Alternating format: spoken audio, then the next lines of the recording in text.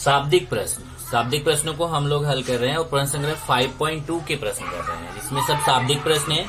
इसमें अगर आप देखें तो हमने कुल जो है इसके पहले 4 प्रश्न कर लिया था, यहाँ मैंने 1 लिख दिया। यहाँ पे अभी मुझे लिखना चाहिए 5वां प्रश्न। अभी हम लोगों को 5वां प्रश्न करना है। तो 5वां प्रश्न जरा पढ़िए क्या है। संजय को नौकरी करने पर प्रतिमाह कुछ वेतन मिलता है और प्रतिवर्ष उसके वेतन में एक निश्चित रकम की बढ़ोतरी होती। मतलब इसमें क्या बताया गया, 2 लाइन में क्या समझ में आ रहा है आपको कि संजय जो है उसको हर महीने कुछ वेतन मिलता है। वेतन मतलब क्या होता है, कुछ पैसा जो कमाता है उसको वेतन बोला जाता है।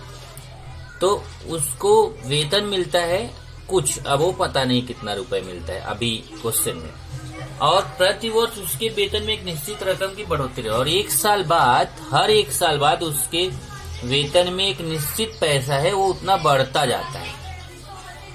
तो यदि 4 वर्ष बाद उसका वेतन 4,500 रुपए हो और 10 वर्ष बाद उसका वेतन 5,400 रुपए हो, तो उसका प्रारंभिक वेतन मतलब शुरू में उसका कितना वेतन था, ये तो 4 साल बाद का वेतन है और ये 10 साल बाद का वेतन है। तो बोल रहा शुरुआत में उसका वेतन, प्रारंभिक वेतन कितना था और वार्षिक बढ़ोतरी की रकम ज्ञात करो। मतलब कितना है, हर साल कितना रुपया बढ़ रहा है। तो मैंने आपको लिखा के दिया है कि जब आप शाब्दिक प्रश्न हल कर रहे हैं तो उसमें जब 2 चीजें ज्ञात करनी है, उन 2 में से एक को x मानना है, दूसरे को y मानना है। अब जैसे यहाँ पे देखिए, उसका प्रारंभिक वेतन ज्ञात कीजिए और वार्षिक बढ़ोतरी की रकम ज्ञात कीजिए। तो जो प्रारंभिक वेतन है मैं उसको x मान लेता हूँ और वार्षिक बढ़ोतरी की रकम को y मान लेता हूँ। तो माना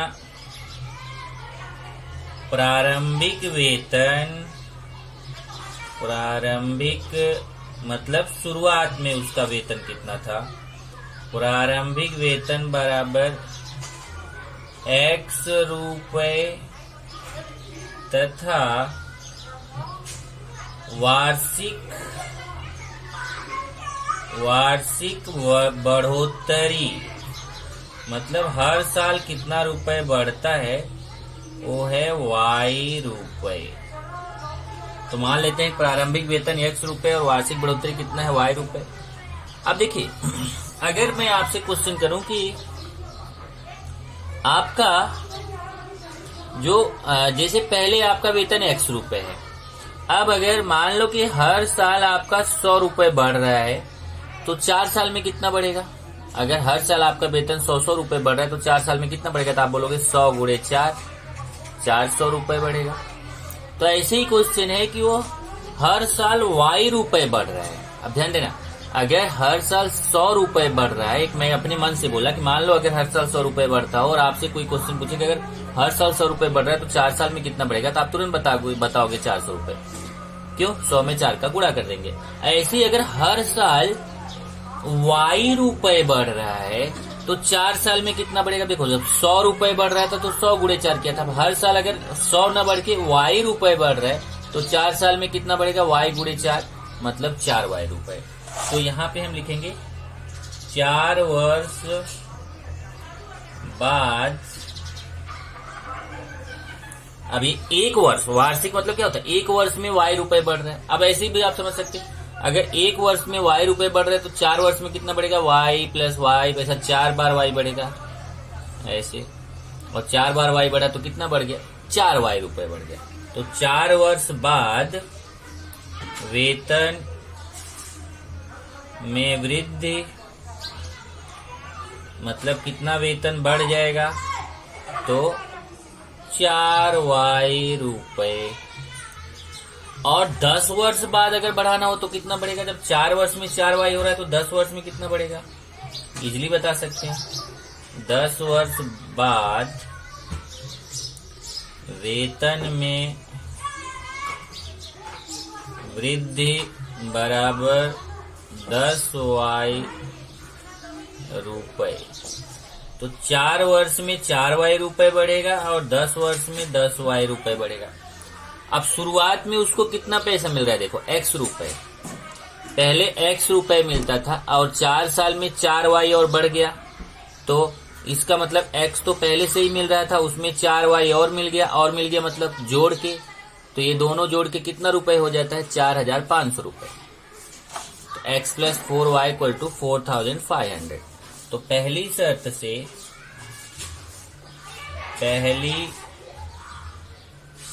से क्या होगा कि 4 वर्ष बाद उसका वेतन 4500 रुपए है। तो अब देखो 4 वर्ष बाद ये वेतन में वृद्धि है 4y। 4 वर्ष में 4y रुपए बढ़ता है, लेकिन पहले कितना था वो भी तो जोड़ के मिलेगा ना। उसका प्रारंभिक वेतन जितना था उसमें ये 4y जोड़ के मिलेगा। तो पहली शर्त क्या है कि पहले जितना वेतन मिलता था और ये जो 4y बढ़ गया 4 साल में, एक कुल मिला के 4 साल में कितना रुपए उसको मिलता है? 4500 रुपए। ये बन गया समीकरण 1। और दूसरी शर्त पे आएंगे। अब आप दूसरी शर्त आसानी से बता सकते हैं कि प्रारंभिक वेतन उसका कितना है? x रुपए, और 10 साल में कितना बढ़ गया? 10y। तो ये पहले x मिलता था, 10y रुपए उसका बढ़ गया, तो कुल कितना वेतन मिलेगा 10 साल में? 5400। 5400। फिर से चेक करिए, शुरुआत में जितना वेतन है वो तो मिल ही रहा है, और 4 साल में उसका 4y बढ़ गया, तो x रुपए मिल ही रहा था, 4y और हो गया, तो x प्लस 4y ये पूरा मिला के उसको कितना वेतन मिल रहा है? 4500 रुपए। ऐसे 10 वर्ष बाद उसका वेतन 5400 रुपए है। तो शुरुआत में उसका x रुपए है और 10 वर्ष में कितना वेतन बढ़ जाता है? 10y बढ़ जाता है। तो x प्लस 10y मिला के 10 वर्ष में कितना वेतन है? 5400। अब यही दोनों समीकरण हल करना है आपको, और हल करके x और y का मान ज्ञात करना है। तो हल करने का नियम क्या है इसमें कि आपको जो किसी एक चरांक का गुणांक समान करना है। तो ऑलरेडी यहाँ पे देखें तो x का गुणांक समान है, यहाँ पे भी x का गुणांक 1 है, यहाँ पे भी x का गुणांक 1 है। तो x का गुणांक पहले से ही समान है, हमें समान करने की जरूरत नहीं है। तब चिन्ह देखेंगे, इस x के सामने भी प्लस है, इस x के सामने भी प्लस है, ऐसे देखिए प्लस प्लस। और मैंने बताया था जब लिखा रहे प्लस प्लस तो अपने आप नहीं कटेगा, आपको चिन्ह बदलने की जरूरत है, और चिन्ह बदलने की जरूरत है तो आपको लिखना पड़ेगा घटाने पर। तो समीकरण 1 तथा 2 को घटाने पर, अब मैं समीकरण 1 लिखूंगा और समीकरण 2 लिखूंगा। पहले मैं समीकरण 1 लिख दिया, x plus 4y equal to 4500। उसके नीचे दूसरा समीकरण x धन 10y बराबर 5400। और जब घटाने पर लिखते हैं तो नीचे वाला समीकरण रहता है उसके प्रत्येक पद का चिन्ह बदल जाता है। जैसे यहाँ x के सामने क्या है? प्लस है, तो ये माइनस हो जाएगा। यहाँ 10y के सामने क्या है? प्लस है, ये माइनस हो जाएगा। और 5400 के सामने क्या है? प्लस है, ये माइनस हो जाएगा। तो x के सामने प्लस था, माइनस हो गया। 10y के सामने प्लस था, माइनस हो गया। 5400 के सामने यहाँ प्लस था, माइनस हो गया। अब चलिए, अब देखिए इधर x के सामने कौन सा चिन्ह है? प्लस है, और इस वाले x का चिन्ह क्या हो गया? माइनस। इसका x का चिन्ह प्लस है और इसका बदल के माइनस हो चुका है, तो x और x कट जाएगा, x कट जाएगा। और 4y देखिए, 4y के सामने प्लस है और 10y के सामने माइनस है, इसके सामने प्लस, इसके सामने माइनस, तो ये घटेगा। अब आप बोलो यहाँ तो कट गया, तो यहाँ क्यों नहीं कट रहा? यहाँ गुणांक समान था तो कट गया, यहाँ गुणांक समान नहीं है तो ये घटेगा। 10y में 4y घटेगा तो कितना आएगा? 6y। लेकिन बड़ा कौन है 10y और 4y में? 10y बड़ा है, उसका चिन्ह क्या है? उसका चिन्ह माइनस है, यहाँ माइनस। ऐसे 4500 और 5400, 4500 के सामने प्लस है, 5400 के सामने माइनस है। देखिए 4500 का चिन्ह प्लस है, 5400 का चिन्ह माइनस है, तो घटेगा। 5400 में 4500 घटाएंगे तो आएगा 900। 5400 में 4500 माइनस करिए, आएगा 900। और बड़ी संख्या कौन है? 5400, उसके सामने माइनस चिन्ह है तो यहाँ पे आ जाएगा माइनस। फिर दोनों तरफ का माइनस माइनस कट जाएगा और ये आएगा 6y बराबर 900। फिर 6 का गुणा है, उस तरफ ले जाके 6 का भाग दे देंगे, 900 बटे 6। और फिर 900 में 6 का भाग दे दीजिए, भाग देना आपको आता है 150 आएगा। तो y का मान आ गया 150। अब ये जो y का मान है इसको आप समीकरण 1 में भी रख सकते हो, 2 में भी रख सकते हो, किसी भी एक समीकरण में रख के आपको x का मान निकालना। ध्यान रखिए y का मान कितना आया है? 150। तो यहाँ पे मैं लिख देता हूँ y का मान समीकरण 1 में रखने पर y का मान समीकरण 1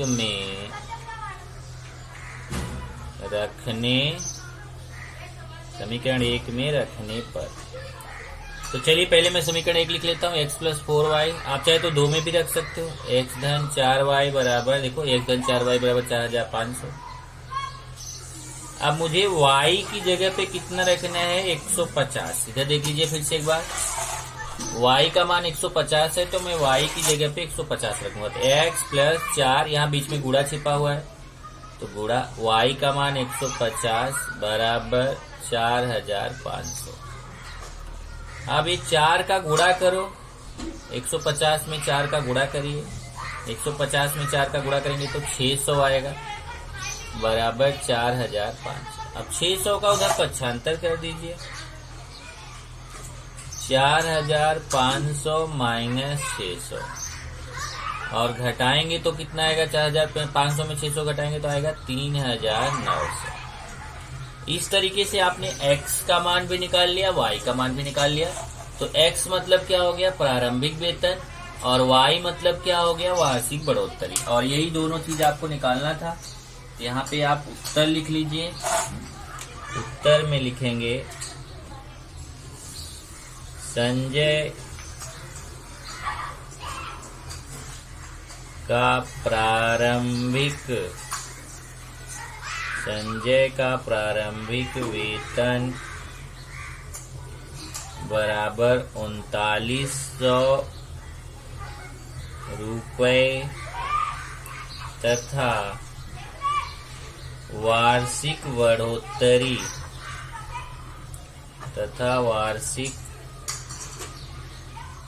बढ़ोतरी की रकम, ये देखिए 150 रुपये बराबर 150 रुपये। मतलब संजय का कैसा है कि हर शुरुआत में वेतन कितना था? 3900 रुपये था और हर साल उसका वेतन 150 रुपये बढ़ रहा है। ये हो गया उत्तर। इस तरीके से आपको ये शाब्दिक प्रश्न करने हैं। चलिए इसके बाद हम लोग छठवें क्वेश्चन की तरफ चलते हैं। चलिए छठवां क्वेश्चन देखते हैं। छठवां क्वेश्चन है 3 कुर्सियों तथा 2 मेजों का मूल्य 4500 रुपये है। 5 कुर्सियों तथा 3 मेजों का मूल्य 7000 रुपये है। तो 2 कुर्सियों तथा 2 मेजों का मूल्य ज्ञात कीजिए। अब यहाँ कुर्सी है, मेज है। अगर हमें एक कुर्सी और एक मेज का मूल्य पता चल जाए तो हमें कितनी भी कुर्सी मेज का मूल्य पूछे हमें कोई टेंशन नहीं है। तो हम मान लेते हैं, माना एक कुर्सी का मूल्य बराबर x रुपये। मान लेते हैं एक कुर्सी का मूल्य x रुपये है तथा एक मेज, अब यहाँ कुर्सी का मूल्य आपने x मान लिया तो मेज का मान लेते हैं कि माना एक मेज का मूल्य बराबर y रुपये। तो एक कुर्सी का मूल्य मान लिया x रुपये, एक मेज का मूल्य मान लिया y रुपये। अब पहली शर्त देखिए, पहली शर्त में क्या है कि जब देखो एक कुर्सी का मूल्य x रुपये है तो 3 कुर्सी का मूल्य कितना होगा? 3 कुर्सी का मूल्य, अब एक कुर्सी का x रुपये तो 3 कुर्सी का 3x रुपये हो जाएगा। 3 गुणे x मतलब 3x रुपये हो जाएगा। और 2 मेज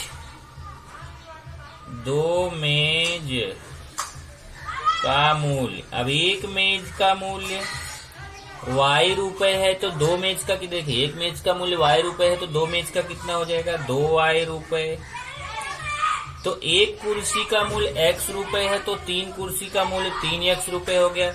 एक मेज का मूल्य y रुपये है तो 2 मेज का मूल्य 2y रुपये हो गया। और कुल मिला के, दोनों मिला के कितना है देखिए, 3 कुर्सी और 2 मेज का कुल मूल्य 45 रुपये है। मतलब दोनों जोड़ के कितना हो जाएगा? 4500 रुपये। पहली शर्त से कि 3x और 2y मिला के हो जाएगा 4500 रुपये। ये पहला समीकरण।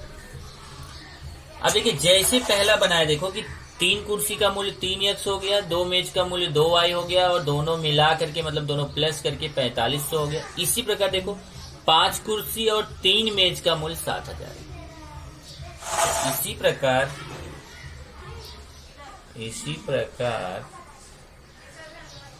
5 कुर्सी का मूल्य, अब 1 कुर्सी का मूल्य x रुपए है तो 5 कुर्सी का मूल्य कितना हो जाएगा, 5x रुपए। 3 मेज का मूल्य, 3 मेज का मूल्य कितना हो जाएगा, 1 मेज का y रुपए है तो 3 मेज का कितना हो जाएगा, 3y रुपए। और ये दोनों मिला के कुल कितना रुपए है, 3, देखो 5 कुर्सी और 3 मेज मिला के कितना रुपए है, 7000 रुपए। तो दूसरी शर्त से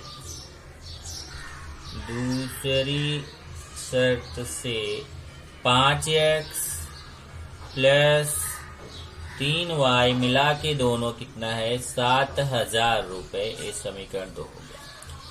अब समीकरण 1 और 2 को हल करके x और y का मान निकालें। अब यहाँ पे ऐसा है कि न तो x का गुणांक समान है न तो y का गुणांक समान है। देखो यहाँ पे x का गुणांक 3 है, यहाँ x का गुणांक 5 है, तो x का गुणांक समान नहीं है। y का गुणांक 2 है, y का गुणांक 3 है, y का गुणांक भी समान नहीं है। तो अब हमें क्या करना पड़ेगा, गुणा करके उसको समान बनाना पड़ेगा। तो उसके लिए तरीका क्या है, अगर आप x को काटना चाहते हो, जैसे मैं यहाँ समझा देता हूँ, अगर कोई x को काटना चाहता है तो 3 और 5 के पहाड़े में जाएगा, जहां समान संख्या मिल जाएगी वहीं रुक जाएगा। जैसे 3 दूना 6, 3 तिया 9, 3 चौक 12, 3 पचे 15, इधर 5 दूना 10, 5, ये देखो इसमें भी 15 मिला, इसमें 3 के पहाड़े में भी 15 आ रहा है, 5 के पहाड़े में भी 15 आ रहा है। तो इस 3x को भी 15 बनाना रहेगा, 5x को भी 15 बनाना रहेगा। तो 3x को 15 बनाने के लिए 5 का गुणा करेंगे तो 5 तिया 15x बन जाएगा, और इसमें 3 का गुणा करेंगे तो 3 पचे 15x बन जाएगा। इसका मतलब अगर मुझे x को काटना है तो मुझे इसमें 5 का गुणा करना पड़ेगा और इसमें 3 का गुणा करना पड़ेगा। इसमें 5 का करूंगा तो ये 15x हो जाएगा, इसमें 3 का करूंगा तो ये 15x हो जाएगा। और अगर y को काटना है तब क्या करूंगा, तो y का गुणांक इधर 2 है, इधर y का गुणांक 3 है। देखिए समीकरण 1 में 2 है, समीकरण 2 में 3 है, तो इसमें 2 है 3 है। 2 के पहाड़े में जाता हूँ, 2 दूना 4, 2 तिया 6, इधर 3 दूना 6। देखिए 2 के पहाड़े में भी 6 आता है, 3 के पहाड़े में भी 6 आता है, तो हमें इसको भी 6 बनाना है, इसको भी 6 बनाना है। 2 को 6 बनाने के लिए 3 का गुणा करना पड़ेगा, और इस 3 को 6 बनाने के लिए 2 का गुणा करना पड़ेगा। इधर 3 का गुणा करेंगे 3 दूना 6y, इधर 2 का गुणा करेंगे 2 तिया 6y।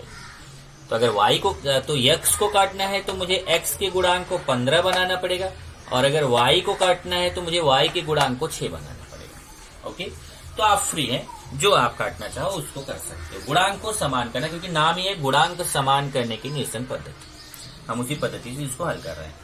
तो चलिए मैं y को काटने चल रहा हूं, तो मैं 6 बनाऊंगा। समीकरण 1 में 1 है, ये समीकरण 1 है और ये समीकरण 2 है। तो समीकरण 1 में 3 से गुणा करने पर, समीकरण 1 में 3 से गुणा करने पर, तो समीकरण 1 में मैं 3 का गुणा कर रहा हूं। इधर देखिए समीकरण 1 है, इसमें 3 का गुणा करूंगा तो 3x में भी 3 का गुणा होगा, 2y में भी 3 का गुणा होगा, 4500 में भी 3 का गुणा होगा। तो 3x में जब 3 का गुणा होगा तो 3 तिया 9x, और 2y में 3 का गुणा करेंगे 3 दूना 6y, और 4500 में 3 का गुणा करता हूँ 0 0, 3 पचे 15, 3 चौक 12, 1 13, 13500 आ जाएगा। इसको मैं समीकरण 3 करूंगा। तो देखो इसमें भी 3 का गुणा, इसमें भी 3 का गुणा, इसमें भी 3 का गुणा। अब मैं चलता हूं समीकरण 2 में 2 से गुणा करूंगा। समीकरण 2 में 2 से गुणा करने पर, गुणा है, गुणा करने पर, चलिए अब इसमें ये समीकरण 2 है, इसमें भी 2 का गुणा, इसमें भी 2 का गुणा, इसमें तीनों में 2 का गुणा। चलिए 5x में मैं 2 का गुणा करूंगा तो 5 दूना 10x हो जाएगा, और 3y में 2 का गुणा करूंगा तो 3 दूना 6y हो जाएगा, और 7000 में 2 का गुणा करूंगा तो 7 दूना 14000 हो जाएगा।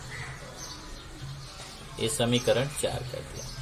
अब समीकरण 3 और 4 को देखिए तो y का गुणांक समान हो चुका है। यहाँ देखिए समीकरण 3 में 6y और समीकरण 4 में भी 6y, इसमें भी 6y हो गया, इसमें भी 6y हो गया।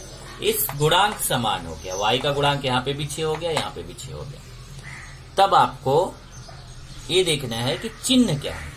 ए वाले 6y के सामने प्लस है, ए वाले 6y के सामने प्लस है, तो प्लस प्लस अपने आप कटने वाला है नहीं, हमें चिन्ह बदलने की जरूरत है। और जब चिन्ह बदलने की जरूरत होती है तो हम जब घटाते हैं तभी चिन्ह बदलता है। तो समीकरण 3 तथा 4 को घटाने पर, तो मैं समीकरण 3 लिखूंगा, 4 लिखूंगा और उसको घटाऊंगा जैसे अभी पिछले वाले क्वेश्चन में घटाया था। चलिए ऊपर नीचे करके मैं लिखता हूं। पहले समीकरण 3 लिखूंगा 9x धन 6y बराबर 13,500, समीकरण 3 हो गया। उसके नीचे समीकरण 4 10x धन 6y बराबर 14,000, 9x धन 6y बराबर 13,500 और 10x धन 6y बराबर 14,000। ये आपका समीकरण 3 है, 4 है। देख लो एक बार फिर से। पहले मैंने समीकरण 3 लिखा, उसके नीचे समीकरण 4 लिखा, और घटाने पर है तो नीचे का चिन्ह बदल जाएगा। तो जैसे देखिए नीचे वाला जो समीकरण है उसके प्रत्येक पद का चिन्ह बदलेगा। 10x के सामने प्लस छिपा हुआ है तो माइनस हो जाएगा, 6y के सामने प्लस है तो माइनस हो जाएगा, 14,000 के सामने यहाँ प्लस छिपा हुआ है तो माइनस हो जाएगा। अब चलिए देखते हैं, ये आपका ये देखिए ये 6y प्लस है, 6y माइनस है, ये 6y के सामने प्लस है, 6y का चिन्ह माइनस हो गया तो ये 6y कट जाएगा। और फिर यहाँ पे देखिए 9x के सामने प्लस है, 10x का चिन्ह माइनस है, इसका चिन्ह प्लस है, इसका माइनस है, तो प्लस माइनस घटता है बड़ी संख्या का चिन्ह। 10x में 9x घटाएंगे तो 1x बचेगा, एक छिपा रहता है। देखिए 10x में 9x घटाएंगे तो 1x बचेगा, एक छिप जाता है। और बड़ी संख्या 10x है, उसका चिन्ह माइनस है तो माइनस। ऐसे 14,000 और 13,500 है, तो 14,000 बड़ा है, 14,000 में 13,500 घटाएंगे तो 500 आएगा। 14,000 में 13,500 घटाओगे तो 500 आएगा, घटा के आप देख सकते हैं। पर बड़ा कौन है? 14,000, उसका चिन्ह माइनस है तो माइनस। फिर दोनों तरफ का माइनस कट जाएगा और x बराबर आ जाएगा 500। अब x का मान हमें मिल गया कितना? 500। तो x का मान मैं समीकरण 1, 2, 3, 4, ये 4 समीकरण में मैं किसी में भी रख सकता हूँ। मान लो मैं 1 में रख देता हूँ। x का मान समीकरण 1 में रखने पर, अब पहले मैं समीकरण 1 लेता हूँ। समीकरण 1 है 3x प्लस 2y। देखिए 3x धन 2y बराबर 4500, और इसमें मुझे x का मान 500 रखना है। तो इधर देखिए मैं x की जगह रखने चल रहा हूँ 3, बीच में गुणा छिपा हुआ x का मान 500 प्लस 2y बराबर 4500। तो हमने क्या किया, x का मान यहाँ 500 था, x की जगह 500 रख दिया। अब 3 का 500 में गुणा करिए, 3 पचे 1500 हो जाएगा, धन 2y बराबर 4500। अब 1500 को उधर पक्षांतर कीजिए तो प्लस 1500 है, उधर जाके माइनस हो जाएगा, 4500 माइनस 1500। अब 4500 में 1500 जरा माइनस कर दीजिए तो आएगा कितना? 3000। 4500 में 1500 माइनस करेंगे तो 3000 आएगा। फिर 2 का गुणा उधर जाके भाग हो जाएगा 2 का। यहाँ देखिए 2 का y के साथ गुणा है, उस तरफ जाके 2 का भाग हो जाएगा। और 3000 में 2 का भाग देके देखिए तो आएगा 1500। भाग देके चेक कीजिए तो आपको x का मान आ गया 500, y का मान आ गया 1500। इसका मतलब एक कुर्सी का मूल्य पता चल गया 500 और एक मेज का मूल्य पता चल गया 1500। यहाँ पे एक कुर्सी का मूल्य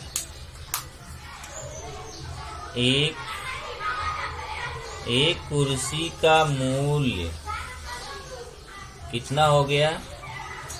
एक कुर्सी का मूल्य हो गया 500 रुपए। तो 2 कुर्सी का मूल्य कितना होगा? 2 कुर्सी का मूल्य तो एक कुर्सी का 500 है तो दो कुर्सी का कितना होगा, 2 गुणे 500 मतलब 1000 रुपए। यहाँ रुपए शॉर्ट में लिख दिया, मेरे पास जगह नहीं था। ऐसे ही एक मेज का मूल्य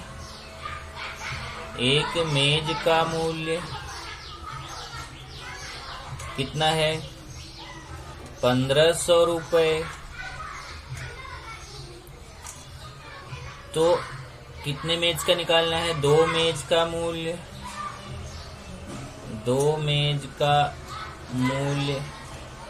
2 गुणे 1500 बराबर 3000 रुपए। यहाँ पे जगह कम पड़ रहा है मेरे पास। 2 गुणे 1500 बराबर 3000 रुपए। इसलिए 2 कुर्सी तथा 2 मेज का मूल्य, मतलब दोनों का मिला के मूल्य कितना हो जाएगा, तो बराबर।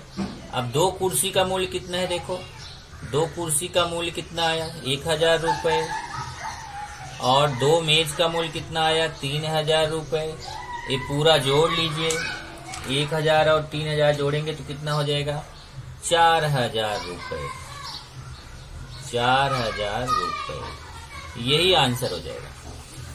तो आप यहाँ पे लास्ट में उत्तर लिख लेना, मेरे पास जगह नहीं, यहाँ उत्तर लिख लेना कि 2 कुर्सी तथा 2 मेज का मूल्य 4000 रुपए है।